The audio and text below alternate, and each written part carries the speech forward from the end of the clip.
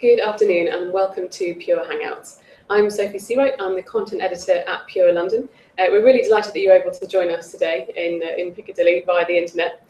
We're in the process at the moment of putting together the August show for you, and during the course of the research for the seminar agenda, one of the key questions that was coming up was about social media, how you can be doing it better and how you can overcome various of the challenges that are coming along, as well as making the most of the opportunity there, which is obviously pretty massive. When we were thinking about who would be the perfect person to answer some of those questions, we racked our brains long and hard, and I'm really delighted to say that I'm joined by Courtney McNally today, who works at Facebook. So straight from the horse's mouth, we've got lots of your questions to pose to her today. Thank you so much for joining us, Courtney, for coming over in a hectic taxi drive this morning. It's much appreciated. Before we go into a little bit of depth about some trends that we're seeing in the market at the moment and the Pure Communities questions, can you tell me a little bit about what you do at Facebook? Sure, that would be great. So I work with the retail and e-commerce clients at Facebook for the UK market, and we help them understand what it is that they're trying to achieve for their business objectives and how can they do that on Facebook and in social media, so also on Instagram. Brilliant.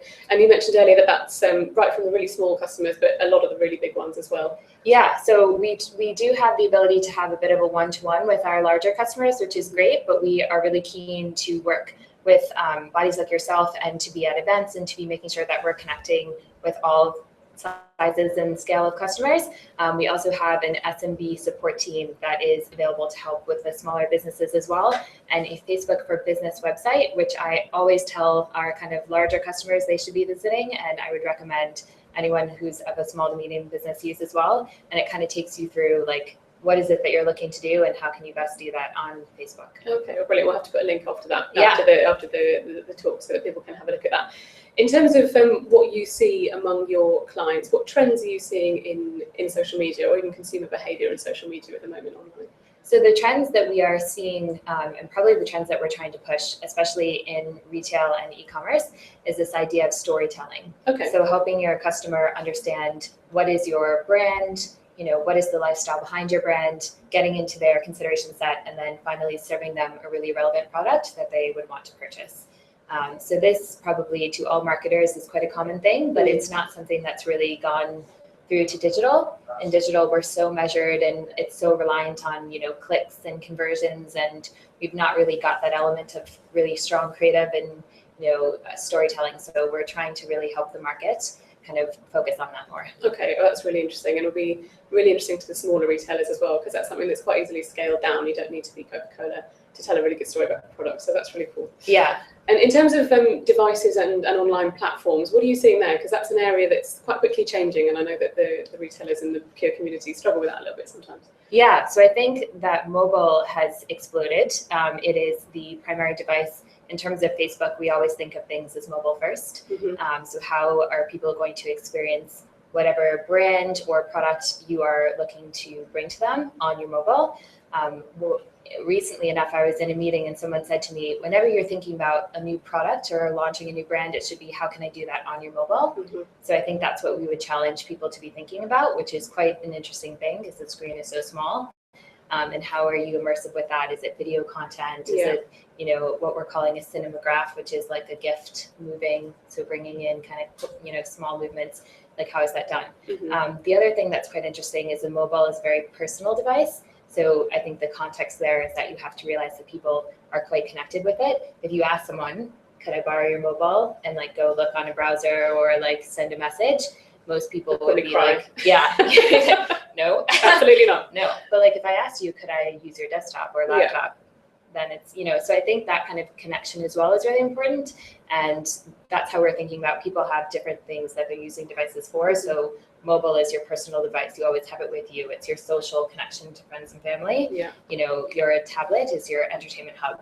Mm-hmm. Like this is where you're going when you're at home and you're kind of maybe using multiple devices and you're just wanting to be entertained. And then your desktop or your laptop is where you're doing your finances. It's like the workhorse, you know, and that's probably at home as well. So, so for an independent retailer, a high street retailer, what would they need to bear in mind when they're creating content for those 3 different platforms? Yeah. On possibly a limited budget, but what do they really need to do to make sure that the stuff they're creating is going to kind of meet those trends that you just described? So what we're encouraging is that retailers think about what type of content they're producing and where it's being delivered. So it ultimately goes back to what their business objective is. Like if they're looking to drive sales, do they have a strong awareness for that product? Do people consider them for that product? You know, those type of things. If not, then they should be having video assets, and they should be having like multi-product images that tell a story, and that should be going on a mobile or tablet where they can do that, and then following that up with like a sale messaging on your desktop to drive conversion. You know, and I think mobile commerce is definitely starting to creep up into a larger factor as well. So it's not that you can't sell on a mobile, but I think we see through our conversion report that all retailers can get access to through our ads manager, that you can actually see a lot of people will have a first touch point on mobile and then, you know, purchase on desktop or tablet. I reckon that's probably a bit of a relief to the smaller retailer. Yeah. Because it's not easy to engineer your website so that you can easily purchase things on your mobile phone. I rarely ever purchase anything on my mobile phone, partly because I'm a bit of a digital immigrant. I don't know, it doesn't come easily to me to buy things on there. Putting all your bank details in and all that kind of stuff on your tiny little screen. But I would shop online and then go and make my purchase at home. And I think probably that's slightly more accessible in terms of making your social media and your website fit with that. Right. It's slightly easier. So that's probably quite promising. Do you find, just an interesting follow-up there, with apps, do you tend to use apps for retailers, and would you convert more or shop more that way? I don't really shop very much with apps. Okay. I would tend to go straight for the website. There's some websites that I check regularly where I might download an app. Yeah. But it's probably like property search and stuff like that, rather than clothing. Okay. Really, yeah. Yeah. Looking specifically at Facebook, what is the best way, in your opinion, that the retailers we're talking about can use Facebook to help convince customers that the shop has what they want and really kind of establish their desirability? So I think what we were talking about today earlier in a different session was around what is your why for a brand? Like what is it that you're looking to connect with at a customer level, and building out themes from that. And using that to influence your content, and then just making sure that your content is matching up to whatever audience you're delivering it to. So Facebook, I think there's like 1.4 billion people, which is 1.4 billion unique feeds that will be delivering this content, and just making sure that whoever is receiving it, that it's right for them. So the number one complaint that we get from people is Facebook and or Instagram, you know so much about us, so why don't we get more relevant things? Yeah. And I think that's down to working with brands to understand what is it that they're looking to achieve, who would best suit their product, and then making sure that the targeting is there to, you know, to deliver that content. Yeah, and with 1.4 billion people, there's no way that you can possibly write something that is genuinely interesting to all of those people. And so I guess it's a process of researching with your customer, finding out exactly what it is that they're really excited about, and accepting the fact that the interesting stuff that you put together has been designed for those people rather than the entire Facebook community. And going for a slightly more targeted approach, perhaps. Does that sound right, or would you? So it does sound right. There's this concept of personalization at scale that we're kind of coming to right now, and it's quite interesting. There's one example that I think is quite cool. So anyone who's a frequent flyer would probably relate to this. So if you are on an airplane now, you can have a tablet on throughout like the whole thing and have your headphones on. So when that happened, and when it was announced in the US, we had a brand that we work with who excluded all of the current tablet owners and then targeted anyone who didn't own their tablet and was a frequent flyer with a message to say, you can now have your device always on. Isn't that a great opportunity to get it? Much more well-worded than that, but that's the gist of it. And that was, for us, personalization at scale, because anyone who didn't own a tablet is a frequent flyer and it could benefit from that, was going to get that message. So, and that's, you know, massively broad audience. So I think that is totally possible, but I think it really depends then, you know, on the product and like what your theme is. But so I think that for me is a great example of how can I take something like personalization and do it in a way that's going to allow my business to not have to make so much content that's gonna know your customer really well and then do something quite cool. Yeah, Probably stick. Yeah. And you were going to tell me a little bit about All Saints, partly because they're joining us actually at the August show as speakers, which is just a coincidence actually. But I know that they've done some interesting things on Facebook. What sort of learnings would you take away from what they've done? I think All Saints is a great example of knowing their customer and having their why really well thought about. So they have a lookbook that they have consistently through all their different seasonal collections. They have music as a theme that they're constantly serving to their Facebook fans and also to people who are not fans that are customers. So I think all of that resonates really well, and the way that they've done that using different products like our multi-product ad, which allows them to show the lookbook and each of the feature products, and have people understand what the full picture is. It's kind of like, instead of merchandising in your window, you're merchandising with a multi-product ad on Facebook. Okay, yeah. So I think that's what they've done really well. We were joking before, I'm like head to toe in All Saints, but not sponsored by All Saints. But I think they've done really great things. We have a few other brands in the UK that are probably really successful with that as well. And one of them would be Graze.com, which is more of a snack foods type of brand. Yeah. Delicious snacks delivered to your door. Not sponsored by Graze. And those case studies are available on the Facebook for Business website. So this is another way then people can go see what does good look like. Prevalia is a Spanish retailer who's also working really well and with mobile as their main device. So that's kind of a cool one to check out too. Look at that one as well. Okay, perfect. And then once you've gone through the process, you put together your fabulous Facebook profile and all the things you want to do around it. How do you measure how you're getting on? Because I know that time is often of the essence for smaller retailers as well as the big ones, and it can be quite difficult to figure out what your return on investment really is. Also, if you've paid for various adverts, how do they figure out how well they're going? So I don't want to get too technical, but I think it's down to that objective again. So if your objective is branding and awareness, then probably how many people are you reaching and at what frequency? So we usually say you want to reach 70% of your audience at least 2 to 3 times in a week, and that's a really good point at which you can drive lift. The other thing is, if you're looking to drive sales, you should be optimizing to that. So we have a lot of pixels that you can put onto your website that help track that. But basically you can say, at the end of the day, a customer is worth X amount to me, and this is what I want to achieve, and we can help do that. Okay, brilliant. So we're now going to take a little bit of a shift and talk about some of the questions which the Pure community have asked me. We spend a lot of time on the phone with all you guys who come to Pure, chatting to you about what you're finding difficult and what's going well and what you'd like us to ask the experts. So I've got a few of your questions here.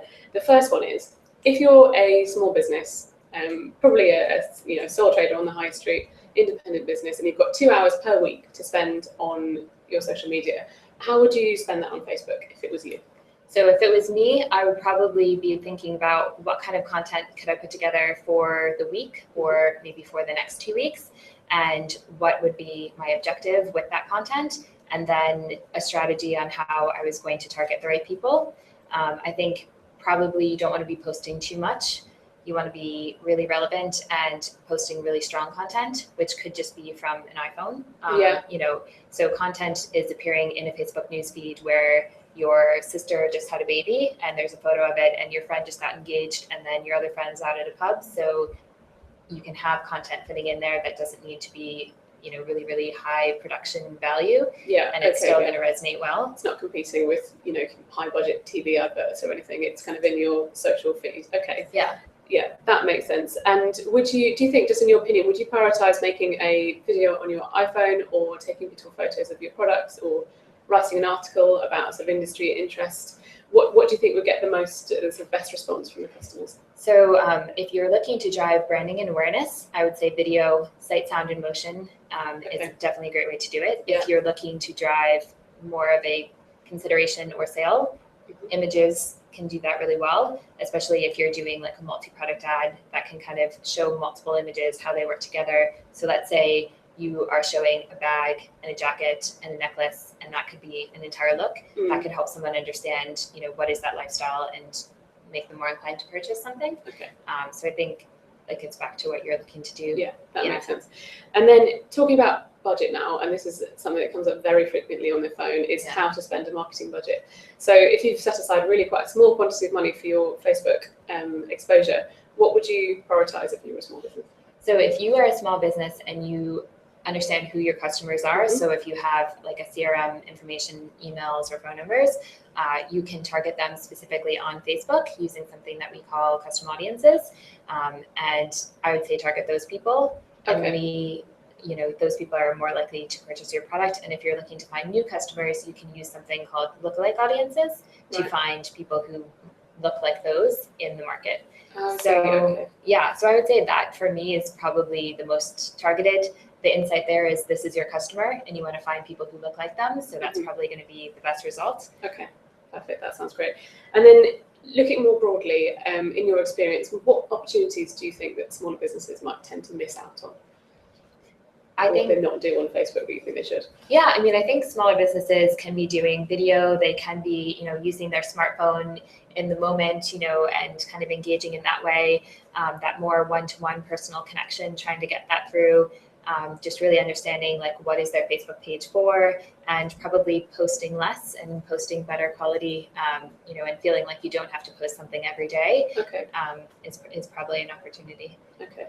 Are there any sort of examples that you point people towards that of people who are doing that really well? Would that be back to sort of Grays and All Saints, or are there other people who you feel like are kind of making the most of a smaller budget? Yeah, so I think we have a lot of examples of smaller businesses that we're working with. All the ones that are coming to mind are Dublin-based examples.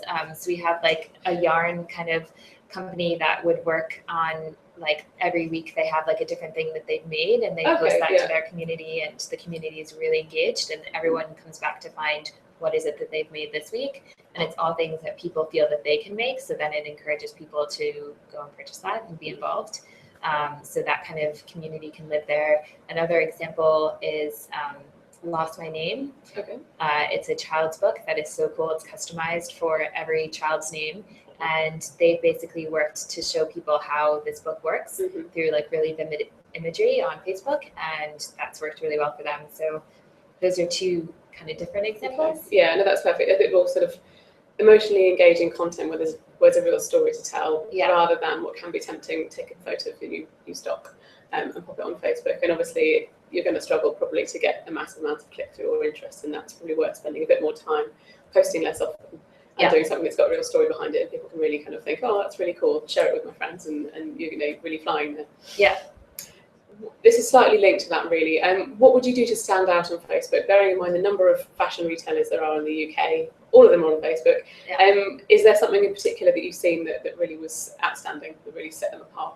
So I think what we always tell people is whatever insights you have about your customers, the better you know your customers, the better you can stand out, because you should be delivering content to them that is going to be really relevant. So, in the case of All Saints, they know that customers relate to music, so they have a lot of music content that they're working with, and with specific types of artists, and that comes through in their imagery as well. So that's a really great example of how do they stand out.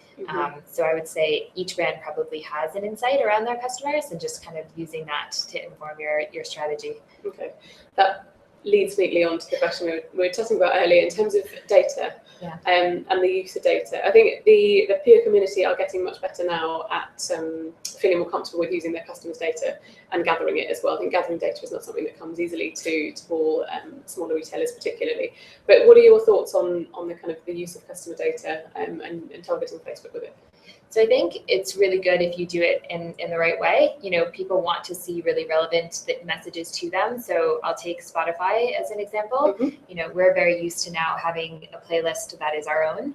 Everything is customized, and your newsfeed is customized to everything that's your own as well. So I think if you're not taking this data and using it to customize the content and make things really relevant, that's a missed opportunity. And I think as long as it's like a value added to people, they'll be happy about it. Like we kind of went back to this a bit earlier, but people expect that with all the information we have about them, we're going to serve them really relevant things. So I think as long as you don't do it in a way that's creepy. So like, I know you didn't purchase 2 days ago, come back, you know? That Like, drives me crazy. I didn't purchase for a reason. I decided against it. Keep telling me about it. Yeah, or they know things about this, things that have happened in your life, and they just know about it somehow and pitch you things that are relevant to that. It's like, how on earth did you know that? There's definitely a line, isn't there, where it becomes too creepy. Yeah, I think it's just being sensitive, about wording and imagery and stuff. But even like one of the best kind of relevancy examples that they use, I think it's for Crest in the States, and it was around this insight that the bride is the main thing for a wedding, but you have all of these bridesmaids that are next to this beautiful woman who's kind of got dolled up for this event, and how can they stand out? And it's whitening their teeth. So like going after people that are have friends that recently got engaged and sharing this teeth whitening product with them. So I think something like that to me isn't creepy, because then you're like, this is really cool and this solves an issue that I have, but like just being careful Be about aware of the creepy line. Yeah. Okay.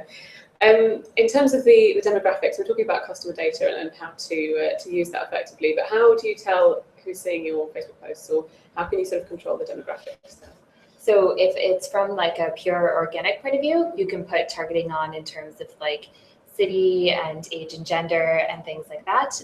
And then you can see who's actually seeing your content from our page insights. So there's one of the tabs that's around people, and it allows you to see, what areas are they living in, and are they female, male, and how does that compare to the overall Facebook population even, which is quite cool. Yeah. From a paid perspective, this is where it gets really interesting, because you can be very granular about your targeting, and only the people that you specify will see this. So that's the opportunity, I think. When you're posting something organically, there's a lot more people that you're hitting. When you're posting something as an unpublished post, as we would call it, only the audience that you specify will see it. So that's when you can be very granular. Okay, perfect. And in terms of Facebook algorithms and Facebook's decision making, how is it decided what goes on news feeds and what gets exposure? So I think I love this idea of feed-driven content. So the likes of Pinterest or Instagram and Facebook, like all of these platforms, basically, we have a lot more content now, like off the back of things like the the no makeup selfie, where people were posting up photos, and so I think that has allowed people to understand, how do I post a photo in the first place?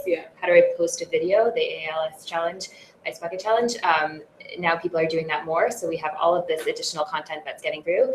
And the one thing that's not increasing is time, right? We only have so much time that we can consume. So what we try to do is just serve everyone the most relevant content. So everyone's feed is different, and that's based off of what people have liked, what people are interacting with. Their friends and family is obviously going to come through, because that's really important to them. And just making sure that everyone who's on Facebook is getting the best experience of what they want to see.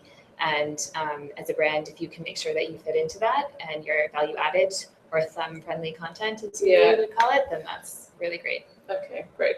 And for the retailers who are listening now and ones who will listen later, where can they go for more information if they want to sort of research a bit more about what you've said? Yeah, so I think the Facebook for Business site is great, and you can kind of specify what it is that you're looking to do and get some learnings back from that. So I would definitely encourage people to check that out, and especially the success area, which has a lot of our case studies for kind of smaller businesses, larger businesses, and see what people are doing, and then put your own spin on it. Perfect. And then you're going to be joining us at Pure August. She's going to be speaking on the Spirit Catwalk very kindly. So if you've got specific questions that you want to pose to Courtney, it's going to be a captive audience. So come along to Olympia and you can grill her a bit more there. Thank you so much for all of your insights there, Courtney. That was really, really useful.